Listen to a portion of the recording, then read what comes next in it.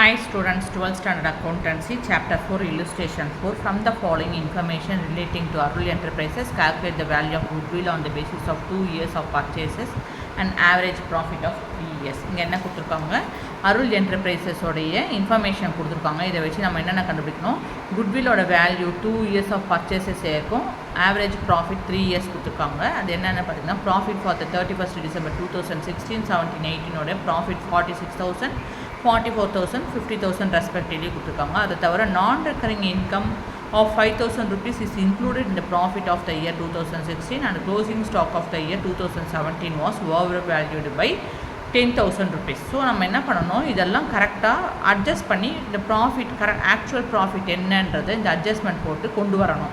So அதுக்கு என்ன செய்யணும், நம்ம கால்குலேஷன் ஆஃப் த அட்ஜஸ்டட் ப்ராஃபிட்னு போட்டு ஹெட்டிங் கொடுத்துட்டு ஒரு டேபிளர் காலம் மேக் பண்ணுறோம், ப்ரிப்பேர் பண்ணுறோம். 2016, 17, 18 கொடுத்துருக்க பீரியடை போட்டுரும், அக்கௌண்டிங் பீரியட் பர்டிகுலர்ஸ் கொடுத்துட்டோம். அந்த பர்டிகுலர்ஸில் ஃபஸ்ட்டு ப்ராஃபிட் எழுதுகிறோம்.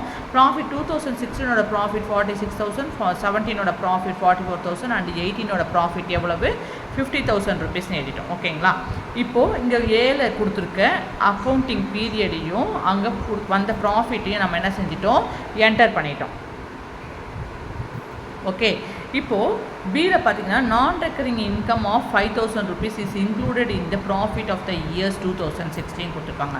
ஃபஸ்ட்டு நான் ரெக்கரிங் இன்கம்னா என்னன்னு தெரிஞ்சுக்கணும். இர்ரெகுலர் இன்கம், அதாவது வருஷம் இதே ப்ராஃபிட் தான் வரும். இப்போ 2016 வந்து 46,000 rupees வந்ததுன்னா எவ்ரி இயரும் அதே அமௌண்ட் வருதான்னு பார்க்கணும். ஏன் 2016 பார்த்தீங்கன்னாக்கா இங்கே 17, 8 இப்போ பார்த்தீங்கன்னாக்கா இங்கே 17, 18லலாம் டிஃப்ரெண்ட் ப்ராஃபிட். 2016 மட்டும் நான் ரெக்கரிங் ப்ராஃபிட்னு கொடுத்துருக்காங்க. நான் ரெக்கரிங் ப்ராஃபிட்னா இர்ரெகுலர் ப்ராஃபிட், இன்ஃப்ரீக்வெண்ட் ப்ராஃபிட்னு அர்த்தம், அன்எக்ஸ்பெக்டட் ப்ராஃபிட். திடீர்னு வந்து அதிக ப்ராஃபிட்னு 2016 மட்டும் சடனாக கிடச்சிருக்கு. எப்படி அங்கே வந்து சடன்லி ஒரு 5,000 rupees 2016 மட்டும் கிடச்சதுனால தான் அது நான் ரெக்கரிங் இன்கம்னு சொல்கிறாங்க 2016. ஒரு எக்ஸாம்பிள் எடுத்துக்கணுன்னாக்கா, இப்போது கும்பகோணத்தில் இருக்க கோயில் இருக்குது இல்லையா, அது 12 வருஷத்துக்கு ஒரு தடவை தான் என்ன நடக்கும், கும்பாபிஷேகம் பண்ணுவாங்க.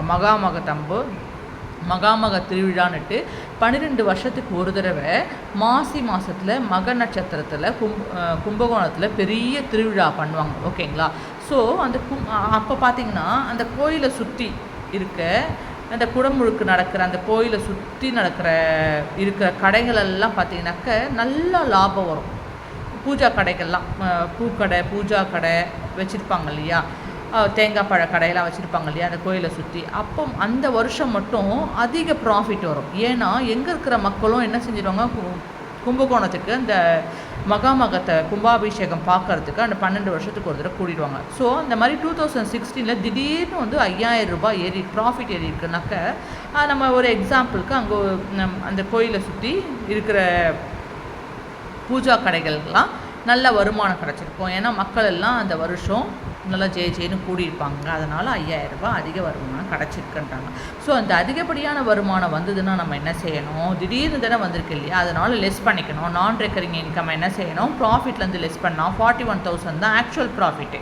இது திடீர்னு இந்த வருஷம் வந்து பணம் வந்ததுனால, அதிக ப்ராஃபிட் வந்ததுனால, நான் ரெக்கரிங் இன்கம் வந்ததுனால அதை சப்ராக்ட் பண்ணணும். அதே போல் 2017 44 அப்படியே எழுதிக்கிறோம். 18 50,000 rupees என்டர் பண்ணிட்டோம். அடுத்தது சியில் பார்த்தீங்கன்னாக்கா, the closing stock of the year 2017 was over valued by 10,000 rupeesன்னு கொடுத்துருக்காங்க. ஸோ இங்கே என்ன பண்ணியிருக்கோம், நான் ரெக்கரிங் இன்கம்மை லெஸ் பண்ணியிருக்கோம். ஞாபகம் வச்சுக்கோங்க, எப்போது 2016 5,000 rupees லெஸ் பண்ணிட்டேன்னா திடீர்னு வந்துட்டு இன்கம். எப்போவும் கிராஜுவலாக ஒரு இன்கம் வரும் வருஷம், அந்த வருஷம் மட்டும் திடீர்னு அதிகப்படியாக வந்துடுச்சு, இர்ரெகுலராக வந்திருக்க இன்கம்மை நம்ம லெஸ் பண்ணிட்டோம். ஓகேங்களா, இப்போது என்ன சொல்லியிருக்காங்க, closing stock of the year 2017 was over valued by 10,000 rupeesன்னு கொடுத்துருக்காங்க இல்லையா. அப்போ 2017 10,000 rupees எழுதி over valuation of closing stock 10,000 rupeesன்னு கொடுத்துருக்காங்க. ஓவர் வேல்யூஷன் ஆஃப் க்ளோசிங் ஸ்டாக்னா என்னென்னா, ஃபஸ்ட்டு க்ளோசிங் ஸ்டாக்னா என்னன்னு தெரிஞ்சுக்கணும், க்ளோசிங் ஸ்டாக் எங்கே அப்பியர் ஆகும்னு தெரிஞ்சுக்கணும். ஸோ கவனிச்சிங்கனாக்க, ஃபைனல் அக்கௌண்ட்டில், ட்ரேடிங் அக்கௌண்ட்டில் கிரெடிட் சைடில் தான் என்ன ஆகும், க்ளோசிங் ஸ்டாக்கு அப்பியர் ஆகும். ஓகேங்களா, இங்கே என்ன ஆகிடுச்சு, க்ளோசிங் ஸ்டாக் ஆக்சுவல் வேல்யூ பார்த்திங்கனாக்க 2017 34,000 rupees தான். ஆனால் 10,000 rupees over valuation of closing ஸ்டாக்குன்னு கொடுத்துருக்காங்க. அப்போது 10,000 ஆக்சுவல் வேல்யூ எவ்வளவு, 34,000 rupees தான் க்ளோசிங் ஸ்டாக். ஓவர் வேல்யூ எவ்வளோ ஆயிருக்கு 10,000 rupees மிஸ்டேக் பை மிஸ்டேக்காக தவறுதலாக 10,000 rupees என்ட்ரு பண்ணிட்டாங்க. அப்போ க்ளோசிங் ஸ்டாக்கோட டோட்டல் வேல்யூ என்ன ஆகுது 44,000 இன்க்ரீஸ் ஆகிடுச்சு இல்லையா. ஏன்னா ஆக்சுவல் ரேட் வேல்யூ வந்து 34,000 தான். பை மிஸ்டேக் என்ன பண்ணிட்டாங்க 10,000 rupees இன்க்ரீஸ் ஆகிடுச்சு, ஓவர் வேல்யூ ஆகிடுச்சு க்ளோசிங் ஸ்டாக்கில். அப்போ 44,000 rupees ஆகிடுச்சு. நல்லா கவனிங்க. இப்போ ட்ரேடிங் அக்கௌண்ட்டில் கிரெடிட் சைடில் டோட்டல் வந்ததுன்னா டெபிட் சைடில் என்ன கிடைக்கும் நமக்கு பேலன்சிங் ஃபிகர் ப்ராஃபிட் கிடைக்கும். கிராஸ் ப்ராஃபிட் பேலன்சிங் ஃபிகர் எங்கே வரும் டெபிட் சைடில் வரும். ஆஸ் பர் த ஃபார்மே கிரெடிட் சைடில் டோட்டல்னால் டெபிட் சைடில் தான் கிராஸ் ப்ராஃபிட் வரும். ஸோ அதை அட்ஜஸ்ட் பண்ணணும். அதை அட்ஜஸ்ட் பண்ணணுன்னாக்கா என்ன செய்யணும் அதை லெஸ் பண்ணணும். ஓகேங்களா. ஸோ அந்த ப்ராஃபிட்டை அட்ஜஸ்ட் பண்ணுறதுக்கு என்ன பண்ணுறோம் நம்ம ஓவர் வேல்யூஷன் ஆஃப் க்ளோசிங் ஸ்டாக்கை லெஸ் பண்ணுறோம். அப்போ 10,000 rupees 44 போயிடுச்சுன்னா ஆக்சுவல் வேல்யூ 34,000 rupees கிடச்சிடுச்சு. ஓகேங்களா. இப்போ என்ன செய்கிறோம் இப்போ க்ளோசிங் ஸ்டாக் எப்போவுமே எங்கே வரும் 31st December 2017 வர க்ளோசிங் ஸ்டாக்கு நெக்ஸ்ட் இயருக்கு ஓப்பனிங் ஸ்டாக்காக மாறிடும் இல்லையா.